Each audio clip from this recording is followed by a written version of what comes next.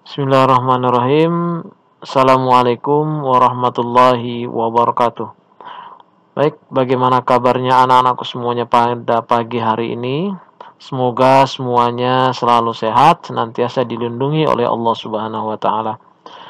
Baik, kita sekarang masih di masa pandemi COVID-19, maka saya senantiasa mengingatkan sendiri-sendiri dan kita semuanya untuk senantiasa menjaga kesehatan kita, senantiasa menggunakan masker ketika keluar rumah, dan senantiasa mencuci tangan dan makan makanan yang bergizi sehingga imunitas tubuh kita senantiasa terjaga dan kita terhindar dari COVID-19.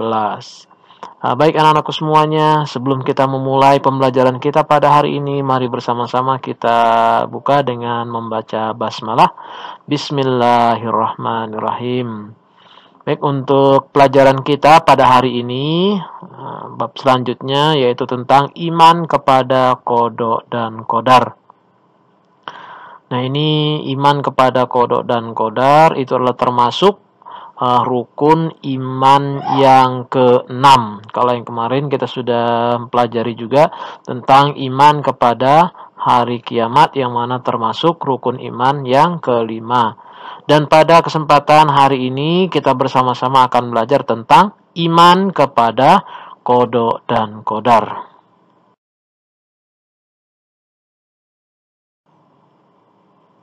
Nah, baik, untuk kompetensi dasar dan tujuan pembelajaran kita pada bab ini adalah kompetensi dasarnya pertama memahami hikmah beriman kepada qada dan qadar dan dapat membentuk akhlak mulia. Kemudian yang kedua adalah menunjukkan hikmah beriman kepada qada dan qadar yang dapat membentuk perilaku akhlak mulia.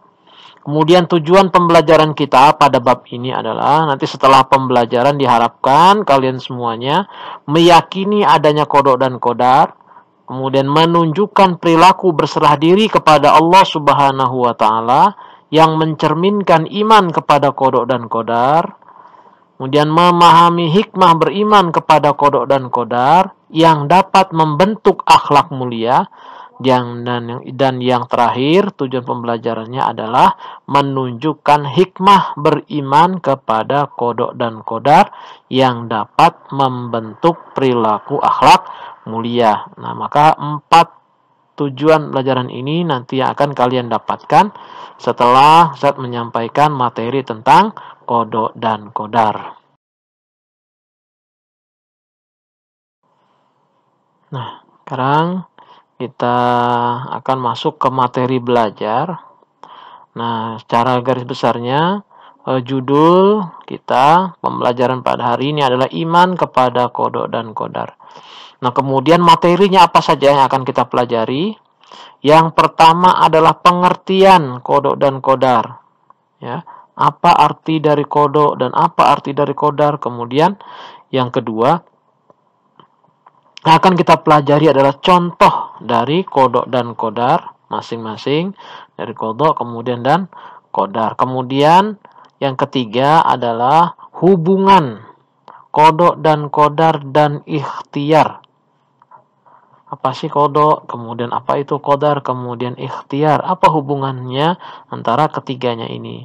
Nah, kemudian yang terakhir materi pembelajaran kita tentang qada dan qadar ini adalah kita akan bersama-sama belajar apa hikmah beriman kepada qada dan qadar. Maka secara garis besar ada 4 subbab atau 4 materi pembelajaran yang akan saya sampaikan pada pagi hari ini.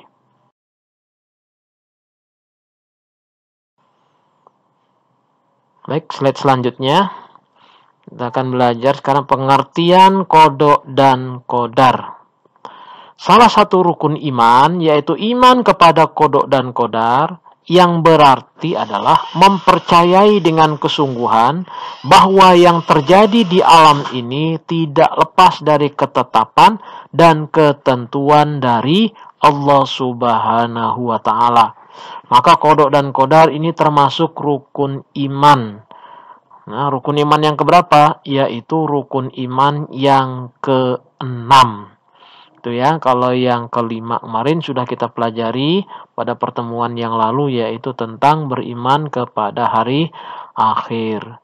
Nah, ini pada bab ini kita belajar tentang kodok dan kodar, yang mana kodok dan kodar ini termasuk rukun iman. Saya ulangi, itu adalah rukun iman yang ke-6. Nah, kemudian kodok sendiri, apa arti daripada kodok? Itu adalah menurut bahasa, artinya adalah ketetapan atau ketentuan. Itu menurut bahasa, arti dari kodok. Sedangkan menurut istilah, kodok ialah ketetapan atau ketentuan Allah Subhanahu wa Ta'ala terhadap makhluknya sejak zaman sebelum terjadinya sesuatu, dan hanya Allah yang mengetahui. Jadi zaman sebelum terjadinya sesuatu ini bisa juga disebut dengan zaman azali. Jadi sebelum diciptakannya makhluk di muka bumi ini, sebelum diciptakannya alam semesta, maka kita sudah ditentukan oleh Allah Subhanahu wa Ta'ala kapan lahirnya, kapan meninggalnya, dan ini semuanya sudah ditentukan oleh Allah Subhanahu wa Ta'ala.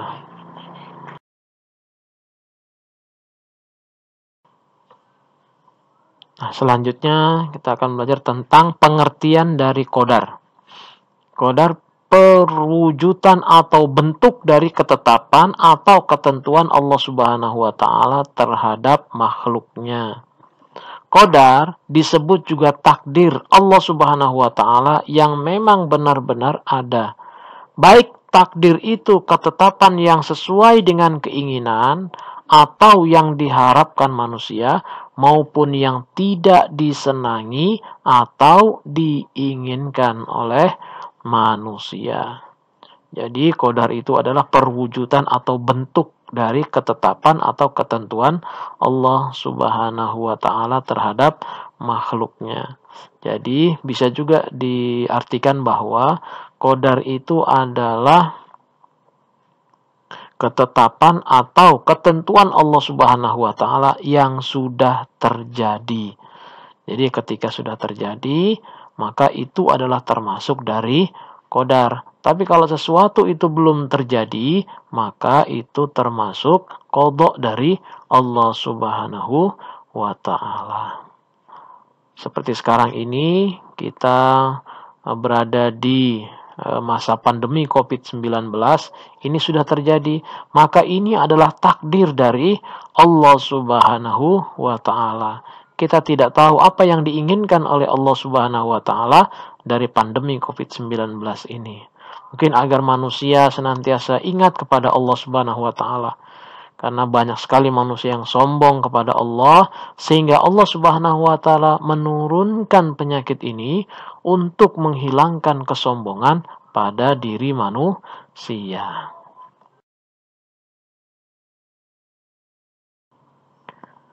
Dalam Al-Quran, Allah Subhanahu wa Ta'ala berfirman tentang qada dan qadar antara lain sebagai berikut. A'udzu billahi minasyaitonir rajim. Bismillahirrahmanirrahim. Ma asaba min musibatin fil ardi wala fi anfusikum illa fi kitabim min qabl an nabra'aha inna dzalika 'alallahi yasir. Satu ulang. Ma asaba min musibatin fil ardi wala fi anfusikum illa fi kitabim min qabl an nabra'aha inna dzalika 'alallahi yasir. Yang artinya adalah tiada suatu bencana pun yang menimpa di bumi dan tidak pula pada dirimu sendiri, melainkan telah tertulis dalam kitab Lauhul Mahfuz sebelum kami menciptakannya. Sesungguhnya yang demikian itu adalah mudah bagi Allah. Surat Al-Hadid ayat 22.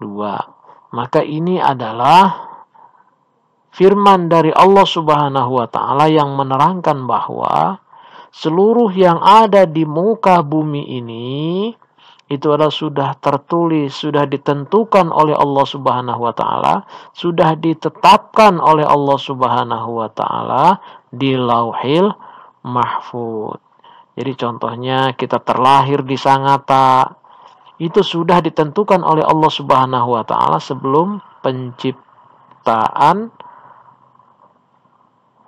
makhluk yang ada di muka bumi ini. Kemudian juga rizkinya kita itu sudah juga ditetapkan oleh Allah. Kemudian jodohnya kita juga sudah ditetapkan oleh Allah Subhanahu wa taala. Bahkan bencana atau penyakit yang sekarang ini mewabah di seluruh dunia, yaitu COVID-19, itu pun juga sudah ditentukan, sudah ditetapkan oleh Allah Subhanahu wa taala di Lauhil Mahfuz.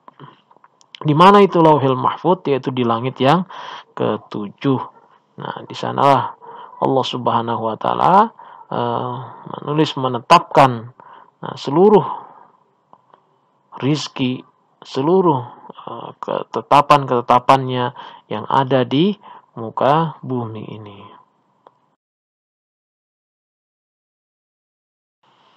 Nah, baik anak-anakku semuanya, sekarang kita masuk ke contoh dari qada dan qadar. Yang pertama adalah contoh qada.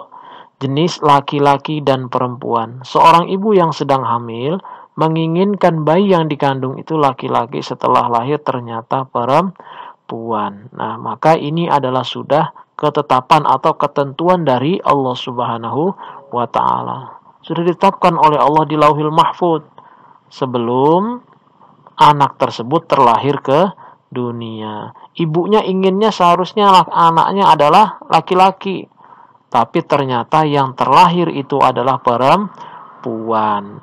Maka sebagai seorang ibu harus menerima qada atau ketetapan dari Allah Subhanahu wa taala. Kemudian yang kedua itu adalah kaya atau miskin. Semua orang pasti menginginkan hidupnya kaya. Tidak ada yang menginginkan menjadi miskin. Misalnya Pak Ali adalah seorang pekerja keras, tidak mengenal waktu, dari pagi sampai malam bekerja terus. Tapi apa yang terjadi pada Pak Ali? Hidupnya selalu pas-pasan, bahkan tergolong miskin. Nah, maka ini adalah rizki juga sudah ditetapkan oleh Allah Subhanahu wa taala. Kita hidup di dunia ini menjadi orang kaya atau menjadi orang miskin, mempunyai pekerjaan yang gajinya besar atau tidak memiliki pekerjaan hingga serba kekurangan gitu ya, karena tidak mempunyai ilmu pengetahuan dan lain sebagainya mungkin. Nah, itu sudah ditetapkan oleh Allah Subhanahu wa taala. Ada juga orang yang sudah bekerja keras pagi, siang, malam terus bekerja, tetapi ia tetap miskin, tidak bisa menjadi orang kaya. Pagi dia bekerja, malam dia bekerja, sore dia bekerja, sehingga waktunya habis untuk bekerja. Tapi kenapa dia tetap miskin? Nah, maka itu adalah juga termasuk ketetapan atau ketentuan dari Allah Subhanahu wa taala. Jadi qada dari Allah. Nah, kemudian contoh selanjutnya yang ketiga adalah pandai dan bodoh. Firman anak yang rajin belajar, karena tekunnya dia selalu membawa buku dan setiap waktu selalu membaca. Karena ketekunannya Firman menjadi juara kelas. Keinginan Firman ini rupanya sesuatu dengan kehendak Allah Subhanahu wa taala. Jadi pandai dan bodoh itu juga termasuk ketentuan atau ketetapan dari Allah Subhanahu wa taala. Gitu ya. Dan juga di sini pandai dan bodoh nanti kita akan juga belajar tentang takdir mubrom dan takdir mu'allak. Apa itu takdir mubrom? Apa itu takdir mu'allak? Gitu ya. Takdir mubrom itu adalah takdir yang tidak bisa diubah-ubah. Nah, sedangkan takdir mu'allak itu adalah takdir yang bisa diubah. Nah, kalau takdir mubrom ini yang tidak bisa diubah seperti kematian, kelahiran, nah itu tidak bisa diubah, maka itu termasuk dari takdir mubrom. Tapi kalau takdir mu'allak itu adalah takdir yang bisa diubah. Nah, seperti ini, pandai dan bodoh. Kalau dia berusaha terus, insya Allah menjadi pandai. Nah, itu termasuk takdir takdir mu'allaq, ya, takdir yang bisa diubah dengan usaha manusia. Nah, kemudian yang keempat itu adalah contoh dari qada adalah umur atau usia. Setiap orang menginginkan umurnya panjang, tapi dalam kenyataan orang yang meninggal bukan harus orang yang usia tua. Banyak yang meninggal pada usia muda, bahkan masih bayi. Itulah manusia, semua sudah ditulis dalam kitab Lauhil Mahfuz, gitu ya. Jadi orang yang sudah sakitan terus, tapi tidak meninggal, ya karena belum waktunya. Tapi ada juga orang yang sehat-sehat, besoknya masih bersenda gurau, tapi setelah itu sebelumnya dia masih bersenda gurau dengan keluarganya, masih terlihat ceria, tapi besoknya sudah dipanggil oleh Allah Subhanahu wa Ta'ala. Maka kita tidak tahu kapan Allah Subhanahu wa Ta'ala manggil kita. Maka kewajiban kita sebagai hamba Allah adalah hanya berusaha atau berikhtiar, gitu ya, senantiasa mendekatkan diri kepada Allah, mengerjakan amalan-amalan kebajikan, sehingga ketika kita dipanggil oleh Allah Subhanahu wa Ta'ala, kita sudah siap untuk mempertanggungjawabkan semua apa yang diamanahkan oleh Allah kepada kita. Nah, maka jangan bosan-bosan untuk membaca Al-Quran, jangan malas untuk melaksanakan sholat, ya. Kemudian bantu orang tua, karena kita tidak tahu kapan Allah Subhanahu wa Ta'ala akan memanggil kita. Maka ini adalah termasuk qada atau ketetapan dari Allah Subhanahu wa Ta'ala.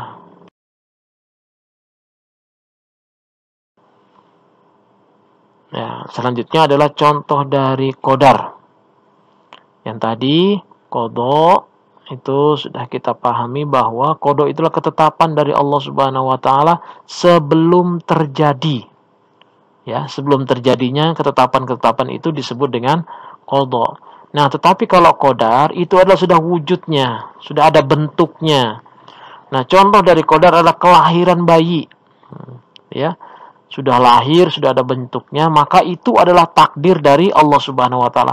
Mau dia laki-laki atau mau dia perempuan. Mendapatkan musibah, gitu. Ini juga termasuk qadar karena sudah terjadi, ya. Misalkan seorang mendapatkan musibah tabrakan berdarah-darah, kemudian ada yang meninggal. Nah, musibah yang sudah terjadi itu termasuk takdir atau termasuk qadar dari Allah Subhanahu wa Ta'ala. Kematian seseorang, dia sudah meninggal dunia, nah itu juga termasuk qadar, ya. Qadar atau takdir dari Allah Subhanahu wa Ta'ala. Terjadinya angin puting beliung, tanah longsor, banjir, gempa bumi, gunung meletus. Nah, ini semua sudah ada wujudnya. Ketika sudah ada wujudnya, maka itu adalah termasuk qadar dari Allah Subhanahu wa Ta'ala. Sudah ditakdirkan oleh Allah seperti itu. Ya. Seperti gunung Merapi yang meletus, gunung Kelut yang meletus, nah, puting beliung, nah itu semuanya adalah termasuk qadar. Ketika sudah terjadi, sudah ada wujudnya, maka itu termasuk qadar atau takdir dari Allah. Kemudian timbulnya penyakit demam berdarah, flu burung, antrak, nah seperti yang sekarang ini terjadi itu adalah COVID-19. Sudah ada bentuknya, sudah ada wujudnya, maka ini semua adalah takdir. Ini semua adalah qadar dari Allah Subhanahu wa Ta'ala. Jadi kita bisa membedakan bahwa kalau yang qada, sekali lagi, qada itu sebelum terjadinya. Jadi kalau qadar itu sudah terjadi, sudah ada wujudnya, sudah ada bentuknya, maka itu termasuk qadar. Nah, sekarang materi selanjutnya adalah tentang hubungan qada, qadar dan ikhtiar, ya. Qada adalah ketetapan atau ketentuan Allah Subhanahu wa Ta'ala sejak zaman azali, sejak zaman belum terjadinya sesuatu di dunia ini, yang berlaku terhadap makhluk ciptaannya. Ya, jadi semua tumbuh-tumbuhan, hewan, manusia, ya, ditetapkan semuanya oleh Allah, jin, gitu. Kemudian makhluk-makhluk Allah yang lainnya. Kemudian qadar biasa disebut takdir, adalah ketetapan atau ketentuan Allah Subhanahu wa Ta'ala terhadap makhluknya setelah terjadi. jadi. Nah, ini yang saya sampaikan tadi. Jadi kodok itu sebelum terjadi. Ketika sudah terjadi, telah terjadi, maka namanya adalah qadar, atau dalam bahasa Indonesianya sering kita sebut dengan takdir. Jadi COVID-19 ini yang sudah terjadi ini, itu adalah takdir dari Allah Subhanahu wa ta'ala. Kapan berakhirnya? Ya kita tidak tahu, karena itu adalah semuanya adalah rahasia Allah Subhanahu wa ta'ala. Kematian kita itu adalah termasuk kodok dari Allah Subhanahu wa ta'ala. Kita belum tahu nih kapan kita meninggal dunia. Nanti kelak ketika kita sudah meninggal dunia, gitu ya, kita sudah dipanggil oleh Allah Subhanahu wa ta'ala. Nah, sudah ada yang menjenguk, sudah ada yang mengkafani, sudah ada yang menyolati, masukkan kubur. Nah, itulah termasuk takdir atau qadar dari Allah Subhanahu wa ta'ala. Jadi, suatu sudah ada wujudnya, sudah ada bentuknya, itu termasuk qadar. Kemudian ikhtiar. Apa itu ikhtiar? Ikhtiar adalah usaha manusia untuk mencapainya sesuatu yang diharapkan. Manusia adalah makhluk Allah yang paling sempurna. Karena diberikan akal pikiran, maka diwajibkan ikhtiar atau berusaha untuk mendapatkan sesuatu yang diharapkan, serta mendapatkan kebahagiaan di dunia dan di akhirat, gitu ya. Nah, seperti rezeki kita nih, mau kaya atau mau miskin, qada sudah ditetapkan oleh Allah Subhanahu wa ta'ala. Sudah ditetapkan sekian. Kemudian ada enggak ikhtiar kita, usaha kita agar menjadi orang yang kaya, bahagia di dunia, bahagia di akhirat. Dengan harta yang kita miliki, kita bisa menggunakannya untuk kehidupan di dunia ini. Kemudian sebagian kita infakkan di jalan Allah agar nanti kelak kita bahagia di akhirat. Maka usaha kita, apa usaha kita untuk mencapai itu? Ketika kita sudah berusaha, terus bekerja pagi, siang, sore, terus bekerja malam, bahkan bekerja, tetapi Allah belum memberikan kepada kita kekayaan, maka itu sudah ditentukan oleh Allah, sudah takdir oleh Allah, sudah ditetapkan oleh Allah. Jadi, tugas manusia itu hanya berusaha. Nah, hasilnya bagaimana? Hasilnya yang menentukan adalah Allah Subhanahu wa ta'ala. Seperti nanti kalian ini kelas 6, mau mendapatkan nilai yang baik, mau lulus dengan kriteria baik, nah, ada ndak usaha untuk mencapai itu? Apa usahanya? Yaitu dengan belajar. Bagaimana ingin lulus, bagaimana mendapatkan nilai yang baik kalau tidak mau belajar? Walaupun semua itu sudah ditentukan oleh Allah, tapi tetap kita sebagai manusia itu harus berusaha. Misalkan kita sudah berusaha, sudah belajar, tapi setelah belajar kemudian mendapatkan nilai, lihat ijazahnya nilainya pas-pasan gitu ya. Nah, itu sudah takdir dari Allah, ya. Sudah ketetapan atau ketentuan dari Allah Subhanahu wa ta'ala.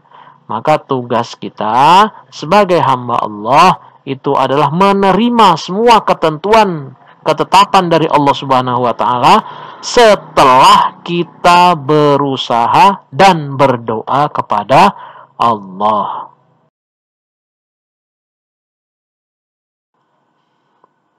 Allah Subhanahu wa ta'ala berfirman di dalam Al-Qur'an, A'udzu billahi minasyaitonir rajim. Bismillahirrahmanirrahim.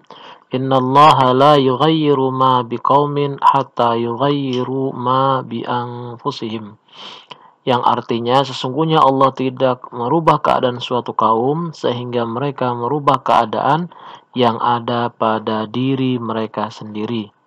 Ar-Ra'd ayat yang ke-11.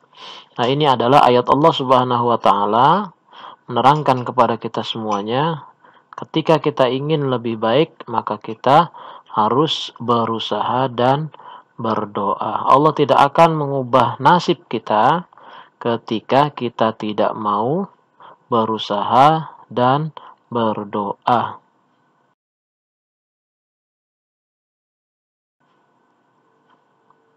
Nah, hikmah iman kepada qada dan qadar.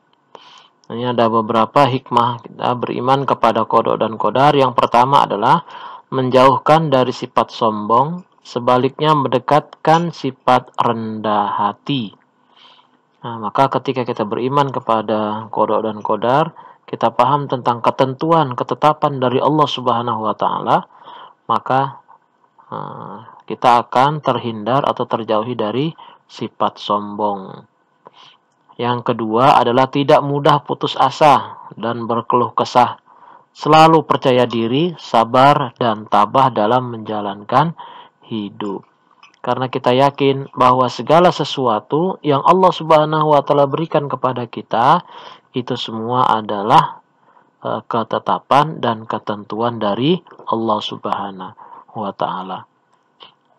Mau kita menjadi orang kaya atau menjadi orang miskin, itu semua setelah kita berusaha, setelah kita berdoa, kemudian nasib kita tetap begitu-begitu saja, tidak menjadi orang kaya, maka itu adalah sudah keputusan atau ketetapan dari Allah Subhanahu wa taala. Maka seorang muslim itu dilarang oleh Allah Subhanahu wa taala untuk berkeluh kesah dan berputus asa. Terus keluh kesahnya kemana? Keluh kesahnya hanya kepada Allah Subhanahu wa ta'ala. Nah, kemudian hikmah yang ketiga adalah mendorong untuk berikhtiar atau berusaha dan bekerja keras untuk mencapai cita-cita dan mendapatkan kebahagiaan di dunia dan di akhirat. Kemudian yang keempat, selalu bertawakal kepada Allah. Apa itu tawakal? Tawakal artinya adalah berserah diri hanya kepada Allah Subhanahu wa taala. Kapan kita bertawakal? Kita bertawakal kepada Allah setelah berusaha dan setelah berdoa. Maka setelah berusaha dan berdoa, hasil apa yang sudah kita kerjakan itu kita serahkan semua kepada Allah Ta'ala. Kemudian yang terakhir adalah bertambah dekat kepada Allah, hati menjadi tenang, tentram, dan damai. Karena kita yakin bahwa semua yang ada di dunia ini sudah ada yang mengatur. Siapa yang mengatur? Itu Allah Ta'ala. Maka dengan keyakinan tersebut, insya Allah hati kita tenang, tentram, dan damai dalam menjalankan kehidupan kita di dunia ini.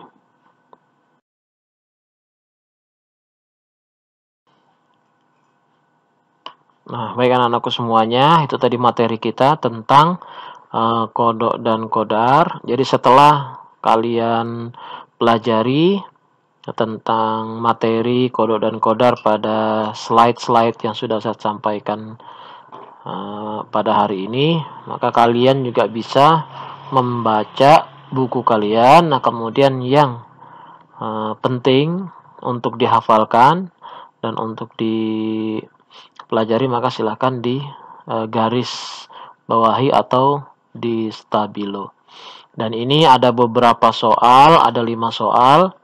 Nah, silahkan kalian kerjakan sesuai dengan kemampuan kalian masing-masing. Nah, setelah itu kalian tulis di buku tulis jawabannya. Langsung jawabannya saja. Nah, kemudian langsung kalian upload di Classroom. Gitu ya. Mungkin ini yang bisa Ustaz sampaikan. Kurang dan lebih mohon maaf. Akhirul kalam. Wassalamualaikum warahmatullahi wabarakatuh.